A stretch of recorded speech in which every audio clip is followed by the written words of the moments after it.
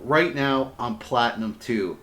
I have been Hardstuck Silver for about 10 years in this game. And in fact, a little over 1 year ago, in late 2024, right now we're in April 2026, I was in bronze.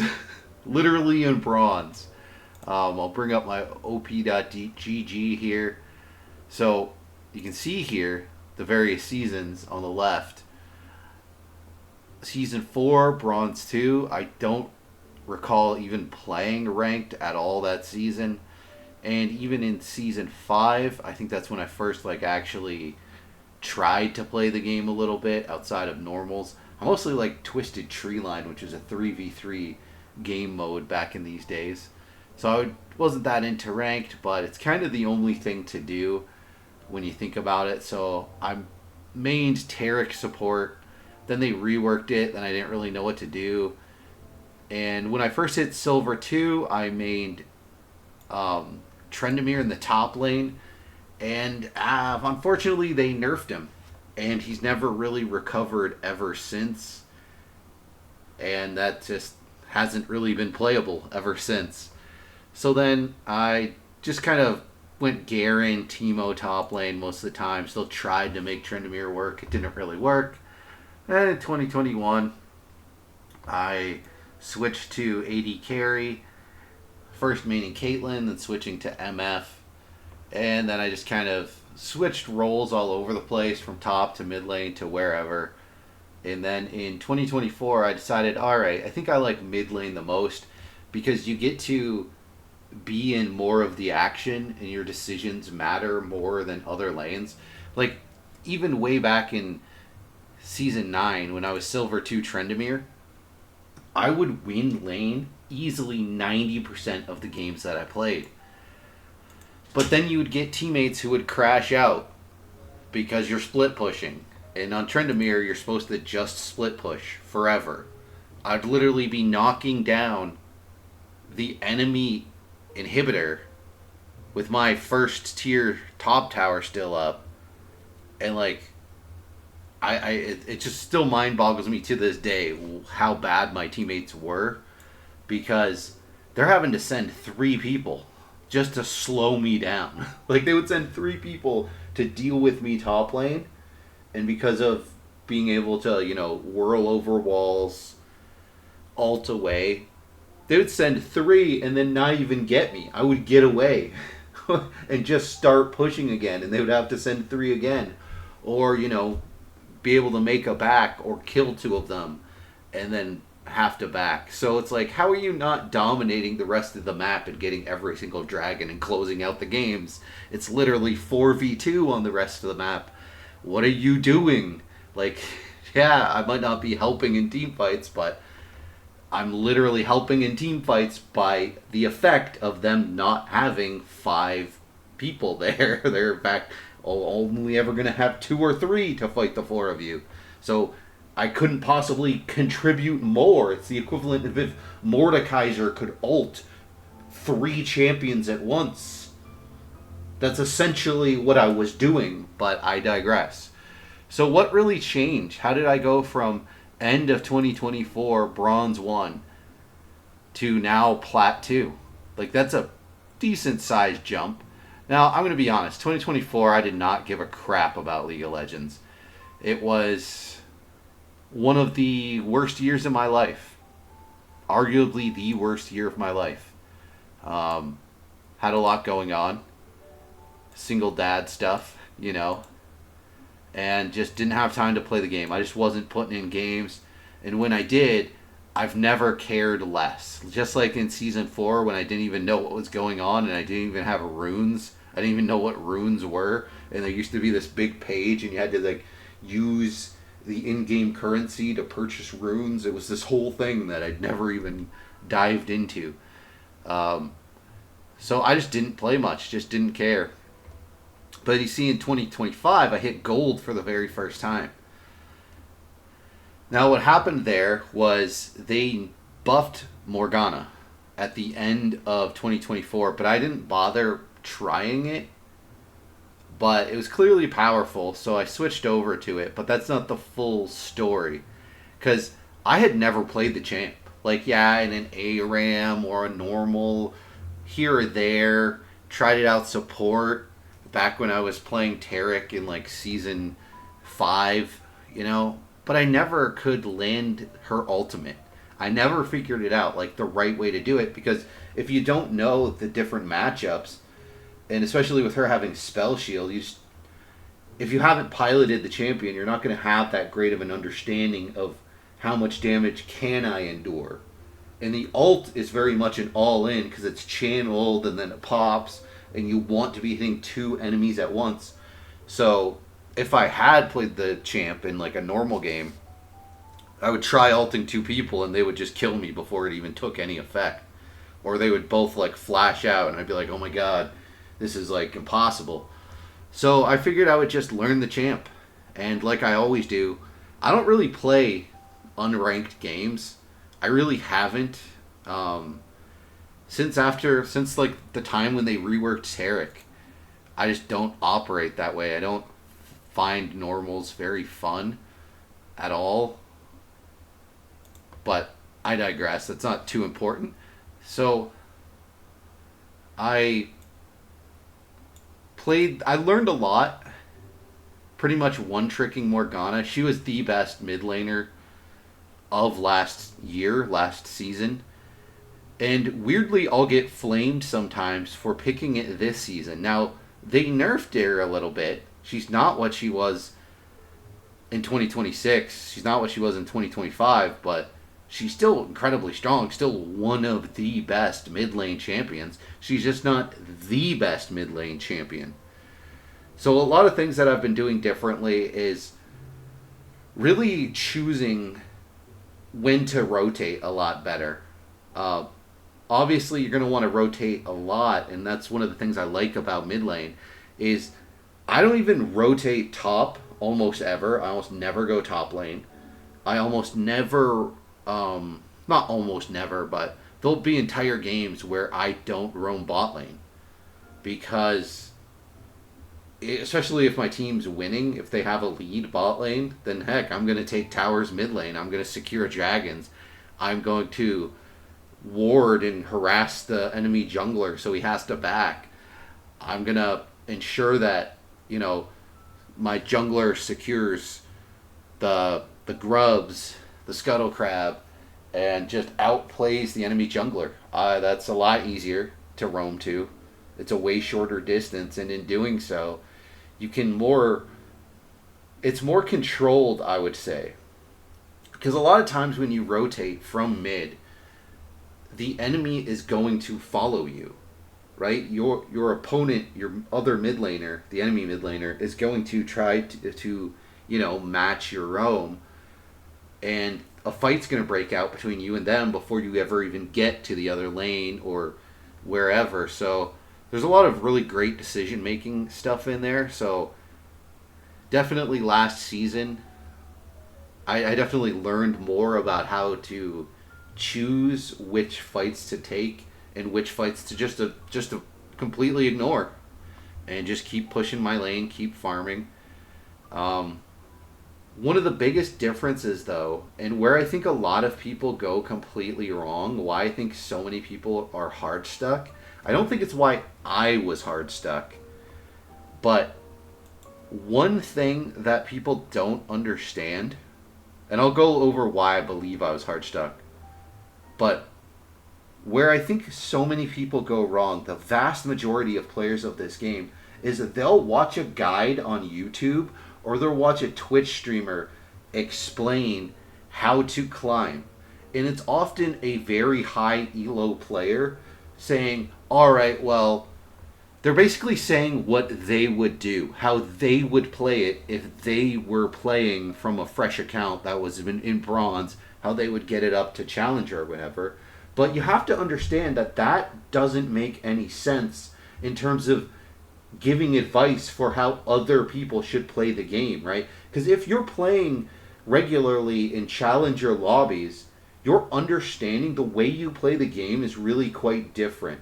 Because when all of the players in the game have a more advanced decision making capacity. They're just making better decisions. They're doing different things. It's almost like you're playing an entirely different game.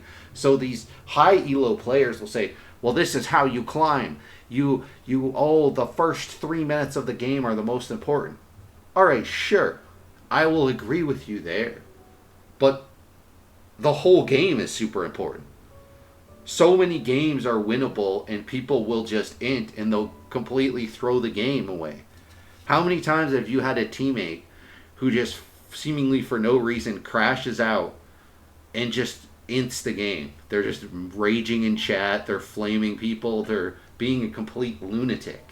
It happens almost every single game of League of Legends that's ever been played. So what's going on there? And what's going on is people will they'll watch a guide where this person says, all right, if you want to climb, you need a 1v9. You need to be a solo slaughtering machine. You need to get that early lead, that first blood. You need to get a lead early on and snowball it out of control to where you're 10-1 and dominating all over the map. That makes sense if you're a challenger player smurfing and boosting an account. Yeah, certainly that is the strategy you should implement because you have the skills and knowledge to be able to do that because you're regularly playing with the best players at this game. The problem is that doesn't make sense for basically everyone else. So you have these people where they're playing the game and as soon as they die in lane, they're like, oh, it's over. Oh, my bot lane just got killed. And you're like, it's like level 2. Everyone's level 2. And, oh, my bot lane lost a fight. It's over. GG. Surrender at 15. And these people just check out of the game. They've just flipped a switch. And they're inting the game for the rest of the game. And they're just typing negativity. Oh, you're holding me hostage. Please, FF. And it's like, dude, what do you mean? We got the first drag. Like, we're even in kills. We got grubs. We're pooping on them. We can win this, but we can't win this if you're going to int the game. And that's what you're doing. And so many players do this and don't realize that that's what they're doing because they've been fed bad advice. Because if you search on YouTube, how to climb out of this elo, how to climb in League of Legends, guides, this, that, the other. Oh, challenger gameplay, challenger advice for climbing. Every single video is going to tell you you need to get this early lead and snowball it in 1v9 every single game. That's terrible advice. That's some of the stupidest advice you could possibly give. Because, yeah, that would be great. That would be phenomenal if you can do that. But you're not Tyler 1. You're not some, top challenger player who's going to be taking a dump on the other team every single game. You're just not. You're absolutely not. That's good advice if you're, masters. If you're, master elo and you want to get to challenger, okay, yeah, you need to go balls to the wall and you need to be playing at the absolute pinnacle every single game. But in every other elo below that, absolutely you do not have to, and you shouldn't be striving for that, and your mentality is completely geared wrong if you are thinking, oh, if the first couple minutes of this game don't go perfectly, then it's over. So people just don't take the advice correctly. It's sort of what's also going on, right? They're not understanding the context of the advice being given. Is that this is a challenger player who's told you what they personally would do to climb a fresh account to challenger. That's wildly different. That is 1,000% different than a player who's never been in challenger, never been in masters, never been in grandmasters, never been in diamond. How they should climb, how they should approach the game. So the thing that I'm doing differently is one thing I've always understood that. I've literally always understood that from day one of playing this game, but that's because I've played other games. I've been top rank in other games, and yeah, I can't tell somebody in Halo 3, say people still play Halo 3. I know there's like Master Chief Collection and all that, but I can't sit there and say, oh yeah, well you need to rush the rocket launcher on narrows every single game and get it there before the enemy team and strategically bank grenades so you can damage the other team before they get there. So then you're shooting them as you grab the rocket launcher, and you want to be firing it immediately because you're probably going to be starting to take damage as soon as you touch that thing, right? Because I know the perfect pathing to get to that rocket launcher. I know perfectly where to place that grenade. Someone who's just starting, they need to learn so many fundamentals, right? I can teach you how to optimally play at a top level to get map control, to control the spawns of the enemy team, but that's like end of the road advice. That's like your rank, you're rank 39 and you want to get to rank 50 in Halo. Then I would give you that advice, right? I'd give you that top level advice as to exact things you should be doing, right? All team SWAT in Halo 3. I could tell you exact strategies that I implement, but unless you're, got lightning quick reflexes and like perfect aim, then hey, what's the point? You got so much other learning to do. So the biggest thing though that's changed, that brought me from bronze to a year later being platinum, after being Hardstuck silver for like a decade, is I always assumed that other players knew more about the game than I did.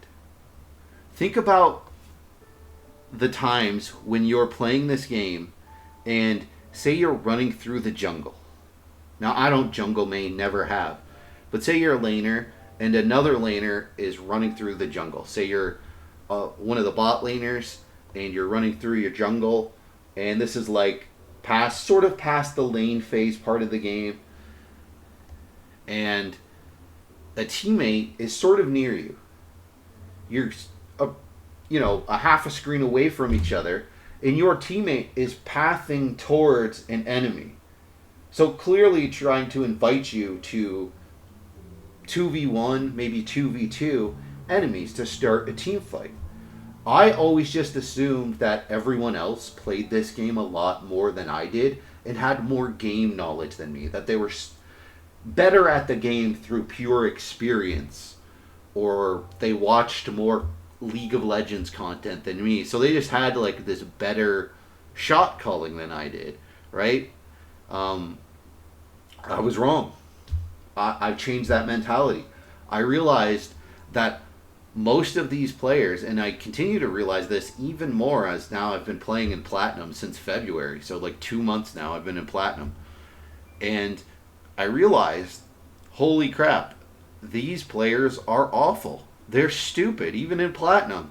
They have no idea how to play the game, and this is something I've noticed this season and last season that I didn't really notice in previous seasons. Like, I always understood that Dragon is more valuable than Baron, than Rift Herald, certainly more than Otacon when that was around.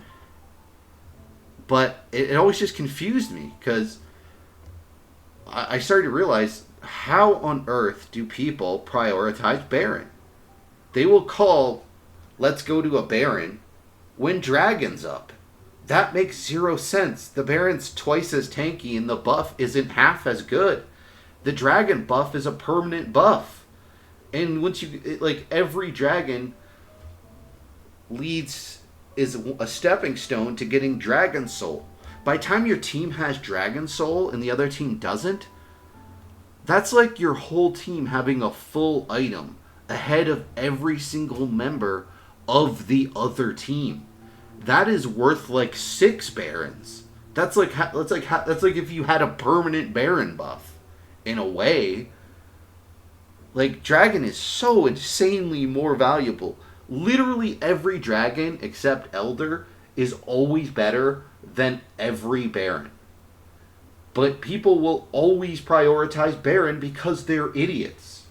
They're stupid. It takes longer to kill than a Dragon, and it's a less valuable buff. Like, yeah, If properly utilized, it can close out a game. But think of how many times you've been playing League of Legends and a Baron buff has not led to ending a game. It is way more often than not. Dragon is always more valuable. So I'm just have been realizing for a while now, like these other people, they're terrible. They're stupider. They're as stupid in gold and platinum than they are in bronze and silver.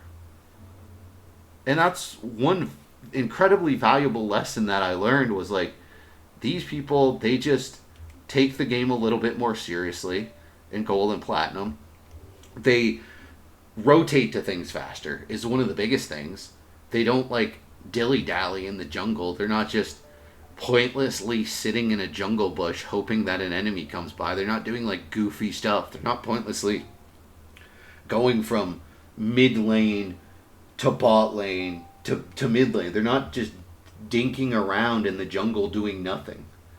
They're getting somewhere.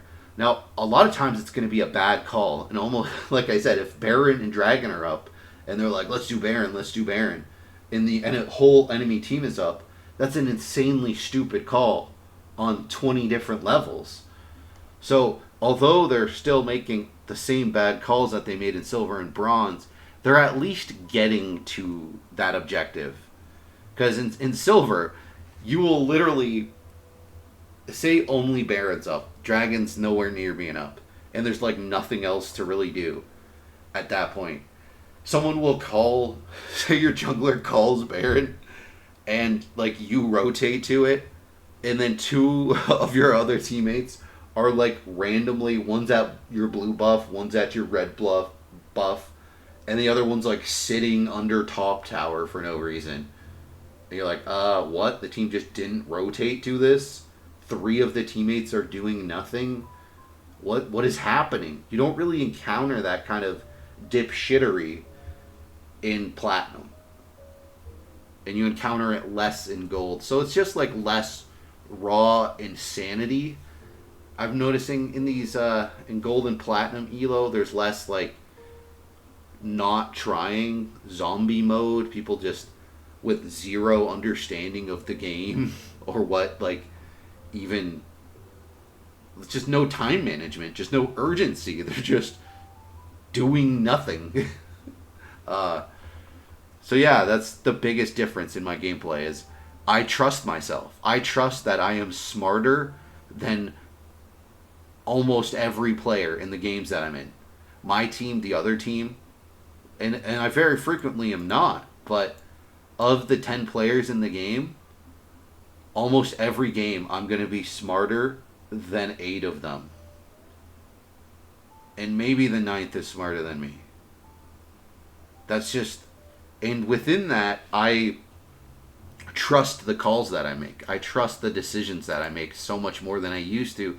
Because I'd always just assume that, alright, I've never taken the game seriously. For the first several seasons that I played, I didn't take the game seriously. And when you meet people who've played this game, so often they talk about how they played in Season 2 and Season 3. And, oh, this used to be so strong. And so you just imagine that so many of the player base, especially when you see people who have millions of mastery points. I remember like 6 years ago seeing somebody with like 7 million mastery points on a champion. So you just, in your head, it's easy to think like everyone else playing this is so much sweatier and try harder at this game. So logically they're going to know more than me, who's kind of played part-time. A couple of seasons here or there, like Season 9. Like maybe 2 seasons in the past have I ever even actually tried, or, you know, even this be the like main game that I play. So you just assume that you're less knowledgeable and that your calls aren't going to be as, you know, your game sense isn't going to be to the level of your teammates and maybe the people on the other team. So you just don't trust yourself in the way that you really kind of need to. So, yeah, it's, and you can see this, right? This game was a dominating, insane win. But look at the scoreboard. 1, 7, 6. 1 kill, 7 deaths. 10th place, according to this scoreboard. we were never anywhere close to losing this game. We weren't. It was never like I wasn't even remotely worried. And I play Morgana mid. It's an amazing pick. I'll get flamed sometimes just for picking this champ, and I'll literally say, this champ was the single greatest mid laner of the entirety of 2025. Yes, it's slightly nerfed, but it's still one of the best mid laners of this season. The damage output is sizable. It's pretty good. It's not the best. It was much better last season, but the CC ability has always been high. This has always been like the biggest CC champion in League of Legends since like the game came out. The value of this champion with a spell shield and enormous CC is top notch and always has been. Anyone who ever flames somebody for picking Morgana in pretty much any role, if somebody picks it top and you have no tank, but the champ is outstanding. It always has been, right? You'd just be a moron to flame your teammates. And I do think on some level, I've always been like, all right, the people flaming me are just unhinged morons. And as much as I'm like, all right, I'll never allow this to create a scenario where I hard int a game or even soft int. But I think on some level, I was kind of subconsciously soft inting the tiniest bit in the past. Whereas now that I have more of an understanding that almost everyone who plays this game is like horribly mentally deficient, that tiny bit, that 2% of soft inting I was doing is just no longer there. Like I never don't laugh my head off at people flaming. So I do think that also has a little bit of an impact. I think I'm just playing better because of that as well. So yeah, it's just really a mindset thing. Trusting my decisions, and more so trusting that the people are going to make horrible decisions. Almost every game you play, you're going to have at least two teammates who are some of the most brain dead people you'll ever play with. And so you have to also be untiltable and adapt to that your teammates are going to do that. They're going to make the wrong call. They're going to make horrible plays. They're going to go for a Baron at the stupidest time when who even cares about Baron? Let's get the Nexus or let's get a Dragon and close out this game and get a giant advantage. So you just have to accept that. You just have to go into the game saying that something stupid's going to happen. My team's going to do something really horrifically stupid that could be the deciding factor that loses us this game. And that's probably going to happen in every single game you play. All you can do is try to adapt to it, is to still make the right call, do the right thing, and just adapt how you can. And maybe that means you rotate to this stupid call. Maybe that means you don't rotate to the stupid call. It's all about being adaptable and untiltable and just playing correctly. And yes, that will involve playing around some of the dumbest calls and the stupidest plays. But yeah, I think if you're flaming teammates, I've understood this from day one, right? Because like I said, I played competitively in other games. Flaming your teammates never helps the team. It only increases your chance to lose, and no matter what game you play. And that goes to every little bit of flame. It doesn't have to be you typing out talking crap. It could be pinging. If you ever ping a teammate's item, you're a douchebag and you're making it your games harder. That's doing nothing but spreading negativity and making your teammates more likely to play worse. That's all it's doing. It's not doing anything else. Like, look at this. Like, look at what you're seeing. You're seeing me win games consistently building Banshee's Veil. Look up a guide for Morgana. Play a Morgana game on normals. It does not recommend that you build Banshee's Veil.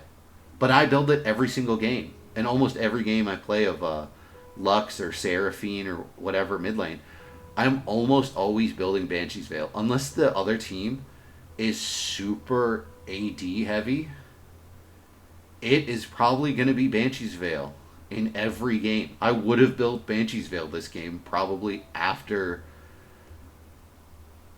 Probably my very next item would have been Banshee's Veil after Zonia's. Like, absolutely. But, you know, we were just pooping on them, so didn't even get to that point. So you have to also. It's just. I think ultimately what it comes down to is thinking about the game in a different way than what you've been told. Don't listen to these stupid guides that tell you that you need to hard carry every game, because that's just going to make you mad minutes into the game when that's clearly not going to be the outcome of that game. It's not going to be you hard carrying. You aren't going to be able to 1v9. That having that expectation is literal insanity. Unless you are Tyler 1, and I guarantee you you're not Tyler 1, you ain't 1v9ing. It's detrimental to you that you even try to. It's probably losing you a whole bunch of games. Whereas playing a little bit more passively, and I'm a pretty aggressive player, as you can see here in these games, where I'm getting lots of deaths. I push, I keep the pressure on, I play aggressively. I'm rotating to almost everything, man. Every dragon, every time my jungler is fighting the enemy jungler, I'm going to try to be there. I'm going to try to force fights between me and the enemy mid laner in that jungle. Basically every time. And I'm winning games doing it. So, you just have to approach the game in the correct way. And part of that is understanding that how you build items needs to be adaptable. These op.gg, what is it? u.gg, they'll tell you, alright, people are building these items and they're having these success rates. Meaningless. Every game is different. Every set of champs you go against is different. And they're going to be piloted differently depending on who's playing them. Your teammates are going to be different. And they're going to be piloted by different players. Every situation's unique. Right? Like this game. Now, you might think, oh, you didn't do this well this game. But guess what? They had a Evelyn jungler. And I went against my normal build of always building Banshee's Veil. Because he wasn't doing good. He was terrible. He was horrible. And a Mordekaiser's never going to catch up to me. He's never doing anything to me. I'm Lux. How's a Mordekaiser ever going to catch me? In a million years, he's not. So he's a non-factor. And what's Yuumi going to do to me? So at that point, literally the only damage that I have to worry about, the only one that can even get to me. Now, if this Evelyn was good at the game, they'd be able to destroy me, like one-shot me. But they weren't. They were entirely unable to do that. In fact, I Q'd the Evelyn this game and E'd the Evelyn this game while she was stealthed more than once. It happened repeatedly. She tried to gank me, but it's like, alright, like you can tell that there's like ways to, not even through warding. It's just, those bit of screen cues, boom, get smoked. So, yeah, it's about changing your mindset, and trust me, if you start trusting your own plays, you're going to do way better. That's my experience with the game, and we'll see. I feel personally like I will certainly get out of Platinum. I think by the end of this year, I will be higher than Platinum. I don't know if I'll get out of Emerald this season, but I'm pretty confident I'm going to get to Emerald. Because I am not finding these Platinum games difficult.